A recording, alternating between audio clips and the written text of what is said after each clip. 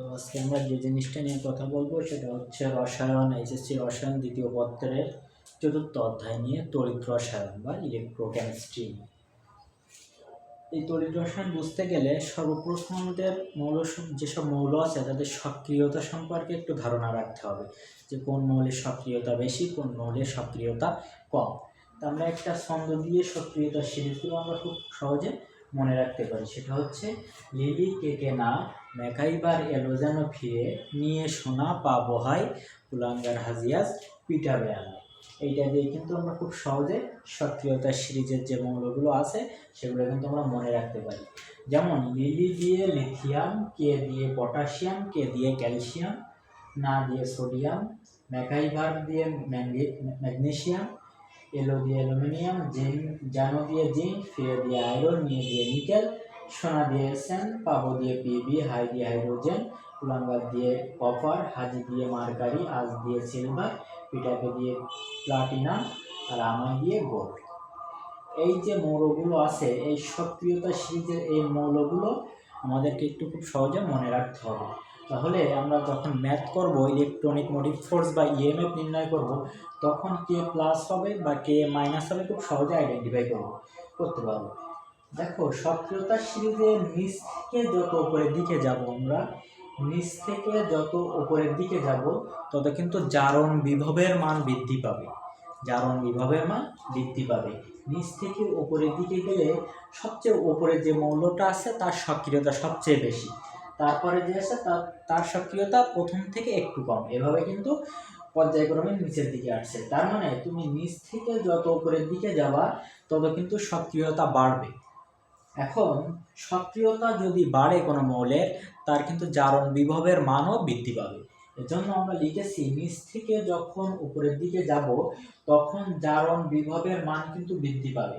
জারণ বিভবের মান বৃদ্ধি পাবে। এখন যদি জারণ বিভবের মান বৃদ্ধি পায় তাহলে ওইটা কিন্তু জারণ বিক্রিয়া দেখাবে। জারণ বিভবের মান যদি বৃদ্ধি পায় তাহলে সে কিন্তু জারণ বিক্রিয়া দেখাবে। আর জারণ বিক্রিয়া যদি দেখায়, জারণ বিক্রিয়া কোথায় হয়? দুইটা তড়িৎ দ্বারা আমরা নেই, একটা হচ্ছে অ্যানোড আর একটা হচ্ছে ক্যাথোড। এখন জারণ বিক্রিয়াটা ঘটবে কিন্তু অ্যানোডে জারণ বিক্রিয়া ঘটে। আর জারণ মানে কি? ইলেকট্রন ত্যাগ। তাহলে ইলেকট্রন ত্যাগ করার প্রবণতা কিন্তু বৃদ্ধি পাবে। তাহলে সক্রিয়তা সিরিজের আমরা যত নিচ থেকে উপরের দিকে যাব তত জারণ মান বৃদ্ধি পাবে। জারণ মান যদি বৃদ্ধি পায় তাহলে সে জারণ বিক্রিয়া দেখাবে। আর জারণ বিক্রিয়া কোথায় সংঘটিত হয়? আমরা যে কোনো একটা দ্রবণের দুইটা তড়িৎ যদি নেই, অ্যানোড এবং ক্যাথোড, তাহলে আমরা জানি যে জারণ বিক্রিয়া দেখায় অ্যানোডে। আর জারণ মানে কি? ইলেকট্রন ত্যাগ। তাহলে নিচ থেকে যত আমরা উপরের দিকে যাব সক্রিয়তা তত বৃদ্ধি পাবে এবং ইলেকট্রন ত্যাগ করার প্রবণতাও কিন্তু বৃদ্ধি পাবে। এখন আমরা যদি উপর থেকে নিচের দিকে আসি, নিচের দিকে যে মৌলগুলো থাকবে সেগুলো কিন্তু বিজারণ বিভবের মান বেশি। এর উল্টো হবে, আমরা যত নিচ থেকে উপরের দিকে যাব তত জারণ বিভবের মান বৃদ্ধি পাবে, কিন্তু উপর থেকে যত আমরা নিচের দিকে আসবো তত কিন্তু বিজারণ বিভবের মান বৃদ্ধি পাবে। বিজারণ বিভবের মান যদি বৃদ্ধি পায় তাহলে সে অবশ্যই বিজারণ বিক্রিয়া দেখাবে। আর বিজারণ বিক্রিয়া কোথায় ঘটে? আমরা জানি ক্যাথোডে কিন্তু বিজারণ বিক্রিয়া ঘটে, বা ক্যাথোড তড়িৎদ্বার কিন্তু বিজারণ বিক্রিয়া দেখায়। আর বিজারণ মানে কি? ইলেকট্রন গ্রহণ। তাহলে উপর থেকে নিচে আমরা যত আসবো সক্রিয়তা সিরিজে তত কিন্তু ইলেকট্রন গ্রহণ করার প্রবণতা কিন্তু বৃদ্ধি পাবে। এই সক্রিয়তা সিরিজের এই বেসিক কনসেপ্টগুলো একটু মনে রাখতে হবে, যে আমরা যদি উপর থেকে নিচের দিকে আসি তাহলে কিন্তু বিজারণ বিভবের মান বৃদ্ধি পাবে। বিজারণ বিভবের মান যদি বৃদ্ধি পায় তাহলে সে বিজারণ বিক্রিয়া দেখাবে। আর বিজারণ বিক্রিয়া কোথায় সংঘটিত হয়? ক্যাথোডে বিজারণ বিক্রিয়া সংঘটিত হয়। বিজারণ বিক্রিয়া মানে ইলেকট্রন গ্রহণ করা। তাহলে উপর থেকে যত আমরা নিচের দিকে আসবো তত কিন্তু ইলেকট্রন গ্রহণ করার প্রবণতা বৃদ্ধি পাবে। আবার আমরা যদি নিচ থেকে উপরের দিকে যদি যাই তাহলে কিন্তু সক্রিয়তা বৃদ্ধি পেতে থাকবে। সক্রিয়তা বৃদ্ধি পেলে জারণ বিভবের মান বৃদ্ধি পাবে। জারণ বিভবের মান যদি বৃদ্ধি পায় তাহলে সে জারণ বিক্রিয়া দেখাবে। আর জারণ বিক্রিয়া কোথায় দেখাবে? অ্যানোড কিন্তু জারণ বিক্রিয়া দেখায়। আর জারণ মানে আমরা জানি ইলেকট্রন ত্যাগ। তাহলে যত আমরা নিচ থেকে উপরের দিকে যাব তত কিন্তু ইলেকট্রন ত্যাগ করার প্রবণতা বৃদ্ধি পাবে।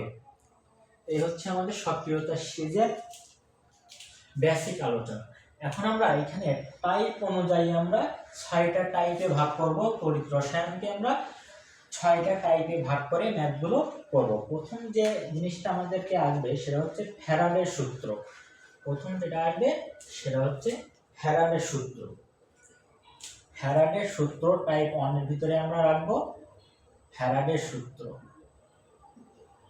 টাইপ 1 এর ভিতরে আমরা রাখবো কি ফ্যারাডের সূত্র। ফ্যারাডের সূত্রটা কি? ফ্যারাডের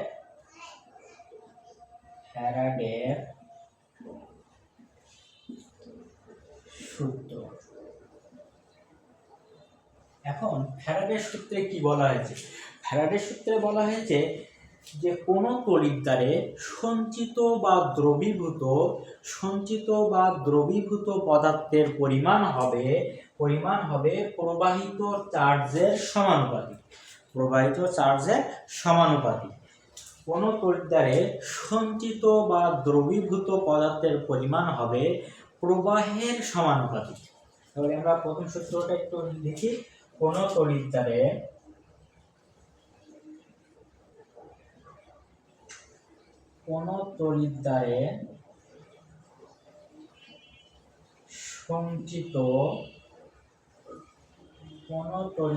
সঞ্চিত বা দ্রবীভূত পদার্থের পরিমাণ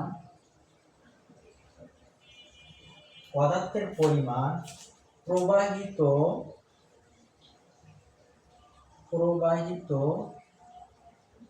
বিদ্যুৎ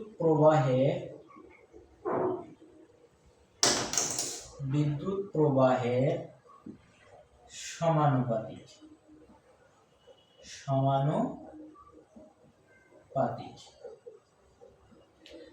তাহলে ফ্যারাডের সূত্রে কি বলা হয়েছে? কোনো একটা তড়িৎদ্বারে সঞ্চিত অথবা দ্রবীভূত পদার্থের যে পরিমাণটাকে আমরা প্রকাশ করব W দ্বারা। পরিমাণটা হবে ওই প্রবাহিত বিদ্যুৎ প্রবাহের সমানুপাতিক, অর্থাৎ আধানের সমানুপাতিক বা চার্জের সমানুপাতিক। তাহলে এখান থেকে আমরা কি লিখতে পারি? W সমানুপাতিক কিন্তু আমরা লিখতে পারি Q। কারণ বলা হয়েছে কোনো তড়িৎদ্বারে সঞ্চিত বা দ্রবীভূত পদার্থের পরিমাণ হবে প্রবাহিত বিদ্যুৎ প্রবাহের সমানুপাতিক। তাহলে আমরা এখান থেকে নিয়ে আসতে পারি W সমানুপাতিক Q। এখন দেখো এখানে সমানুপাতিক যদি আমরা উঠাই দেই তাহলে এখানে একটা সমানুপাতিক ধ্রুবক আসে। সেই ধ্রুবকটাকে আমরা প্রকাশ করলাম Z দ্বারা, ZQ। তাহলে Z কি? Z হচ্ছে তড়িৎ রাসায়নিক তুল্যাঙ্ক। Z এর পরিচয় হলো তড়িৎ রাসায়নিক তুল্যাঙ্ক।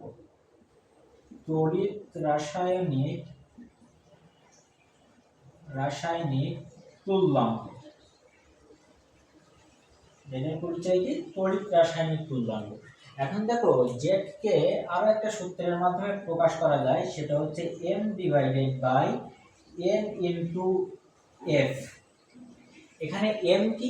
এখানে M হলো আণবিক ভর, N হচ্ছে যোজনী বা চার্জ, আর ফ্যারাডে এটার কনস্ট্যান্ট মান 96500।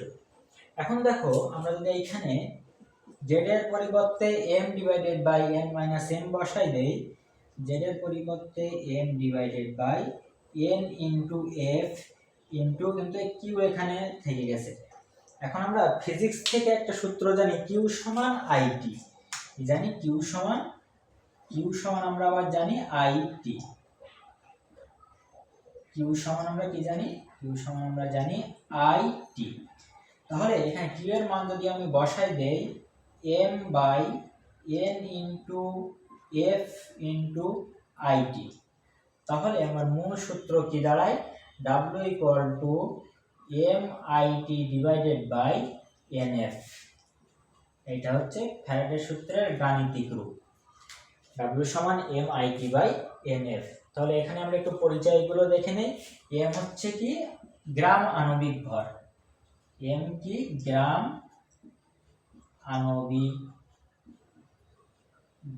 আণবিক ভর।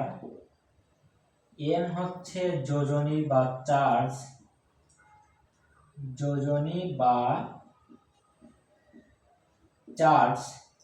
I হচ্ছে তড়িৎ প্রবাহ। প্রবাহ, টি হচ্ছে সময়, আর ডাব্লিউ হচ্ছে সঞ্চিত ভর।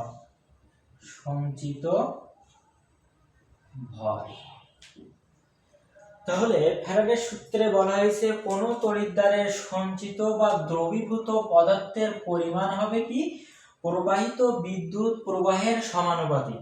তার মানে ডাব্লিউ সমানুপাতিক কিউ।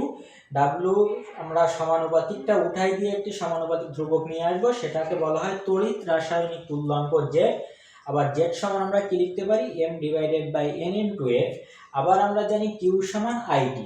তাহলে আমার মূল সূত্র কি দাঁড়াচ্ছে, W equal to M IT by N F, যেখানে এম হচ্ছে গ্রাম আণবিক ভর, এন হচ্ছে যোজনী বা চার্জ, আই হচ্ছে তড়িৎ প্রবাহ, টি হচ্ছে সময় এবং ডাব্লিউ হচ্ছে সঞ্চিত বা দ্রবীভূত ভর। এখন এখান থেকে কেমন ম্যাথ আসতে পারে আমরা একটু দেখি। টাইপ 1 এর ভিতরে কেমন ম্যাথ এখান থেকে আসতে পারে।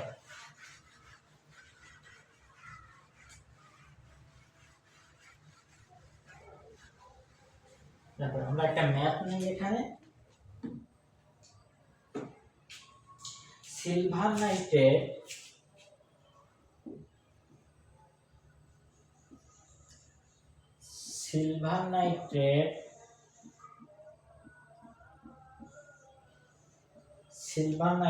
দ্রবণের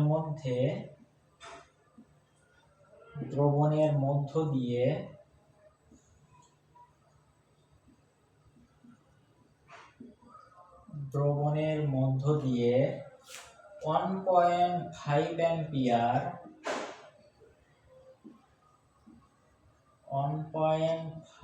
অ্যাম্পিয়ার বিদ্যুৎ কতক্ষণ প্রবাহিত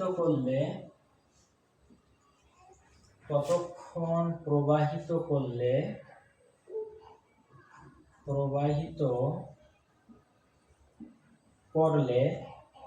1.89 গ্রাম সিলভার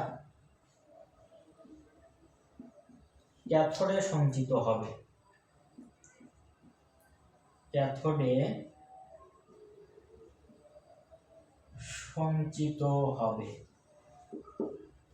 এই হচ্ছে আমার ম্যাথ।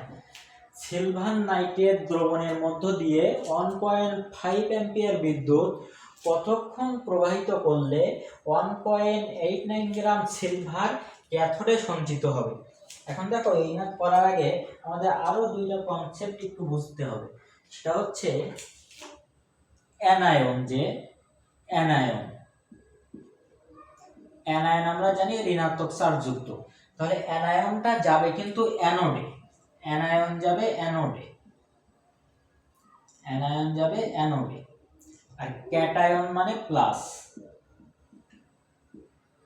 ক্যাটায়ন প্লাস চার্জ যুক্ত, ক্যাটায়ন যাবে ক্যাথোডে।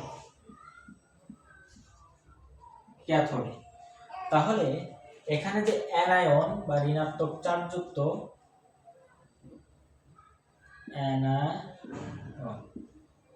অ্যানায়ন মানে নেগেটিভ চার্জ, এইটা যাবে অ্যানোডে।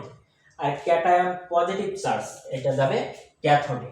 এই দুইটা কনসেপ্ট একটু মাথায় রাখতে হবে যে অ্যানায়ন যায় অ্যানোডে, ক্যাটায়ন যায় ক্যাথোডে। এখন দেখো এখানে বলা হয়েছে সিলভার নাইট্রেট দ্রবণ। সিলভার নাইট্রেট দ্রবণ মধ্য দিয়ে আমি 1.5 অ্যাম্পিয়ার বিদ্যুৎ প্রবাহিত করছি। তাহলে 1.5 এটা কিসের মান, এটা আই এর মান বা প্রবাহিত তড়িতের পরিমাণ। কতক্ষণ প্রবাহিত করলে আমার বের করতে হবে টি। কতক্ষণ প্রবাহিত করলে 1.89 গ্রাম সিলভার, তাহলে এটা কিন্তু আমরা ডাব্লিউ এখান থেকে পেয়ে যাচ্ছি। সিলভার ক্যাথোডে জমা হবে, খুব ভালো করে বুঝতে হবে, এখানে কিন্তু ক্যাথোডে জমা হবে।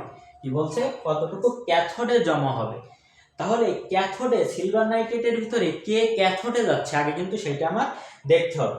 আমরা সূত্র জানি কি, ফ্যারাডের সূত্র অনুসারে আমরা জানি ডাব্লিউ সমান এমআইটি বাই এনএফ। তাহলে এখান থেকে আমার কি বের করতে হবে, কতক্ষণ বলছে, কতক্ষণ প্রবাহিত করলে, তার মানে আমার এখান থেকে টি বের করতে হবে। তাহলে যদি আমরা আর গুণ করে দেই, এমআইটি সমান ডাব্লিউ এন এফ বা এখান থেকে যদি আমরা টি ক্যালকুলেশন করতে চাই WNF ডিভাইডেড বাই MI। এখন দেখো এখানে কিন্তু এই যে আমার m এর মান আণবিক ভরটা, m সমান আমরা কি লিখছিলাম গ্রাম আণবিক ভর, m সমান আমরা কি লিখছিলাম গ্রাম আণবিক ভর, গ্রাম আণবিক ভর। এখন দেখো এইখানে যে ভুলটা হয় সেটা হচ্ছে পুরো সিলভার নাইট্রেটের কিন্তু আমরা আণবিক ভরটা নিয়ে ফেলি, কিন্তু পুরো সিলভার নাইট্রেটের আণবিক ভর কিন্তু নেওয়া যাবে না। কেন যাবে না? এখানে বলছে যে 1.5 অ্যাম্পিয়ার বিদ্যুৎ কতক্ষণ প্রবাহিত করলে 1.89 গ্রাম সিলভার কোথায় জমা হবে? ক্যাথোডে। তাহলে এখানে সিলভার নাইট্রেটের ভিতরে ক্যাথোডে যাচ্ছে কে? আমরা যদি সিলভার নাইট্রেটকে একটু বিয়োজিত করি তাহলে কি পাই? সিলভার নাইট্রেটকে যদি আমরা বিয়োজিত করি, সিলভার নাইট্রেটকে যদি আমরা বিয়োজিত করি তাহলে এই যে সিলভার প্লাস আর নাইট্রেট মাইনাস আয়ন কিন্তু পাই। তাহলে এখানে ক্যাথোডে যাবে কে? আমি বলছিলাম কিন্তু ক্যাটায়ন যাবে ক্যাথোডে। তার মানে এখানে যে ক্যাটায়নটা আছে এ কিন্তু ক্যাথোডে গিয়ে জমা হবে। এজন্য বলা হয়েছে ক্যাথোডে সিলভার 1.89 সিলভার গ্রাম সিলভার ক্যাথোডে সঞ্চিত হবে, ক্যাথোডে সঞ্চিত হবে। ক্যাথোডে যদি সঞ্চিত হয় তাহলে ক্যাথোডে সিলভার নাইট্রেটের ভিতরে ক্যাথোডে যাচ্ছে কে? এই সিলভার প্লাস ক্যাটায়ন যায় ক্যাথোডে। এজন্য কিন্তু এখানে শুধুমাত্র সিলভারের আণবিক ভর কিন্তু নিতে হবে, শুধুমাত্র সিলভারের আণবিক ভর নিতে হবে। সিলভারের আণবিক ভর আমরা কত জানি? 107.8 গ্রাম। ঠিক আছে, তাহলে এখানে আমরা যদি মান এবার বসাই দেই, W এর মান আমরা জানি কত? 1.89 ইনটু n। n আমি কি বলছিলাম? n সমান আমরা লিখতে পারি যোজনী বা চার্জ, যোজনী বা চার্জ। তাহলে দেখো আমরা ক্যাটায়ন নিয়ে কাজ করছি, তাহলে সিলভার প্লাস, এই যে সিলভার প্লাস এর যোজনী কত? এর যোজনী কিন্তু 1, অথবা চার্জ সংখ্যা কত? 1। তাহলে আমরা এখানে n এর মান কি নিব? 1 নিব। এর সমান বলছিলাম যোজনী বা চার্জ। তাহলে n এর মান এখানে 1, আর এখানে f এর মান 96500 ফ্যারাড, m এর মান কিন্তু 107.8 গ্রাম নিতে হবে, আর i এর মান কিন্তু দেওয়া আছে 1.5 অ্যাম্পিয়ার। এখানে যে জিনিসটা মাথায় রাখতে হবে, ম্যাথটা খুব সহজে আমরা করতে পারবো ফ্যারাডের সূত্র দিয়ে, W সমান MIT/NF। কিন্তু খেয়াল রাখতে হবে সঞ্চিত হচ্ছে কে, ক্যাথোড নাকি অ্যানোড। এখানে কিন্তু বলা হয়েছে যে বিদ্যুৎ কতক্ষণ প্রবাহিত করলে 1.8 গ্রাম সিলভার ক্যাথোডে জমা হবে, ক্যাথোডে জমা হবে। তাহলে ক্যাথোডে যাচ্ছে কি? ক্যাটায়ন। এর জন্য কিন্তু শুধু ক্যাটায়নের আণবিক ভরটা নিতে হবে, পুরো সিলভার নাইট্রেটের কিন্তু গ্রাম আণবিক ভর নেওয়া যাবে না। এখানে এইটা বুঝতে পারলে এই ম্যাথটা অনেক সহজে করা যাবে। এখানে W সমান MIT/NF, এখান থেকে সব ডাটা আমার হাতে দেওয়া আছে, এখান থেকে জাস্ট মান বসাই দিয়ে টি এর মানটা বের করলে আনসার চলে আসবে। এই হচ্ছে আমরা টাইপ 1।